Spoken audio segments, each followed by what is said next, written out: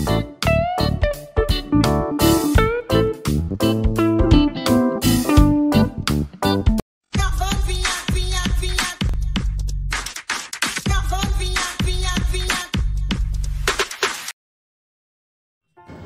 Friends, welcome back to my channel your Ashi. তো আজকে আরেকটা ব্লগ নিয়ে চলে এসেছি। তো আজকে সানডে ছিল, আমি ঘরে বসে বসে চাটা সেরেই ফেললাম। আর চা খেতে খেতে ভাবছিলাম বোরিং লাগছে, কিছু একটা করা যায়। তাই ঘরে ঘুরতে ঘুরতে ভাবছিলাম কি করা যায়। তো সাডেনলি আমার মাথায় একটা আইডিয়া আসলো। হ্যাঁ, আমি ভাবলাম কেন না কোনো একটা রেসিপি শেয়ার করি তোমাদের সাথে। চলো, তাই আজকে তোমাদের সাথে শেয়ার করছি আমি কিভাবে পায়েস বানাই বাড়িতে। এটা ছিল ক্যারামেল ক্ষীর। তো চলো দেখতে থাকো। আর এটা খেতেও দারুণ লাগে, আমার তো খুব ভালো লাগে, আশা করি তোমাদেরও ভালো লাগবে। তো চলো দেখতে থাকি কি করে বানানো যায়।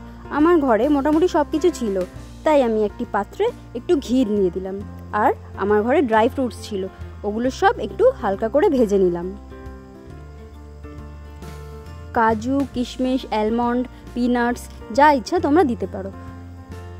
তারপর 1 লিটার দুধ নিয়ে সেটা ভালো করে ফোটাতে হবে, একটু গাঢ় গাঢ় করতে হবে। যত গাঢ় হবে ততই পায়েসের টেস্ট আরও বাড়বে। তারপর একটু এলাচ আর একটু কেসর যদি থাকে তাহলে এটাও দুধের মধ্যে দিয়ে দেবেন, আরও টেস্ট হবে। আমার দুপুরের কিছুটা ভাত বেঁচে গেছিলো, সেটাকে দুধের মধ্যে অ্যাড করে দিলাম। আর আপনি যদি গোবিন্দভোগ চাল দিয়ে বানান সেটা খেতে আরও টেস্টি হবে। তাই এই ভাতটাকে দিয়ে অনেকক্ষণ ভালো করে নাড়তে হবে, যতক্ষণ পুরো মিশে না যায়। আর ভালো করে ফোটাতে হবে। আর আরেকটা পাত্রে চিনি দিয়ে আর সামান্য পরিমাণে একটু জল দিয়ে ভালো করে নেড়ে নিতে হবে। আর এটাই তৈরি হবে আমাদের ক্যারামেল, যেটা না ক্যারামেল পায়েস। এটা আস্তে আস্তে নাড়তে থাকতে হবে যাতে নিচে না লেগে যায়। তারপরে দেখবেন এটা ব্রাউন কালার হয়ে গেছে, তার মধ্যে একটু জল অ্যাড করে দেবেন। খুবই ইজি ওয়েতে এটা বানানো যায়, তাই একবার ট্রাই করেই দেখুন আর আমাকে জানাবেন। তারপর এই মিশ্রণটাকে ঢেলে দেব দুধের মধ্যে আর ভালো করে নাড়িয়ে নেব। এবারই দেখবেন কালারটা পুরো চেঞ্জ হয়ে যাবে, পুরো গুড়ের মতন কালার চলে আসবে। এটা ভালোভাবে মিশিয়ে নিতে হবে আর কন্টিনিউয়াসলি এটাকে মিক্স করে যেতে হবে যাতে নিচে না লেগে যায়।